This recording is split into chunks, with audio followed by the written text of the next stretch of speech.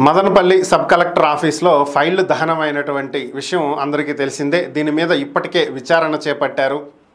ఇది ప్రమాదవశాత్తు జరిగినటువంటి ఘటన కాదని, ఇది కుట్రకోణం ఉందని దీని వెనక ఇటీవల గత ప్రభుత్వ హయాంలో జరిగినటువంటి భూముల కేటాయింపులు, వీటికి సంబంధించినటువంటివి చాలా అవకతవకలు జరిగాయని, ఆ కారణం చేతే ఇవి బయటికి రాకుండా ఫైల్స్ని దహనం చేసేటువంటి పనులు చేపట్టారు అనేది అధికారులు అలాగే ఫోరెన్సిక్ నిపుణులు కూడా భావిస్తున్నటువంటి అంశం. దీనికి సంబంధించే ఇప్పటికే రెవెన్యూ శాఖ ప్రత్యేక ప్రధాన కార్యదర్శి సిసోడియా కూడా అక్కడికి వెళ్ళటం, 3 రోజులు అక్కడే ఉండటం, ప్రజల నుంచి అభ్యర్థనలు స్వీకరించడం, ఆయన ఒక నివేదికను కూడా ఇప్పటికే ప్రభుత్వానికి అందించడం కూడా జరిగింది. సో దీనికి సంబంధించే ఈరోజు రెవెన్యూ శాఖ మంత్రి అనగాని సత్యప్రసాద్ స్పందించడం జరిగింది.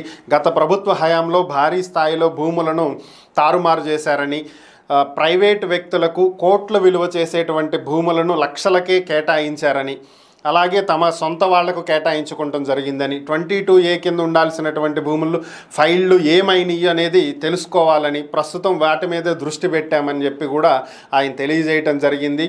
ఈ సబ్ కలెక్టర్ ఆఫీస్లో జరిగినటువంటి ఘటన వెనుక చాలా పెద్దవాళ్ళు ఉన్నారు అనేది ప్రస్తుతం తమకున్నటువంటి సమాచారం అని, వాళ్ళు ఎంతటి వాళ్ళైనా సరే ఈ ఘటన వెనుక ఉన్నది పెద్దిరెడ్డి రామచంద్రారెడ్డి అయినా జగన్మోహన్ రెడ్డి అయినా ఎవరినీ కూడా వదిలే ప్రసక్తే లేదని, చట్ట ప్రకారం ఎవరినైనా అరెస్టు చేస్తాం, శిక్ష వేస్తాం, చట్టం ముందు నిలబెడతామని చెప్పి ఆయన స్పష్టం చేయటం జరిగింది.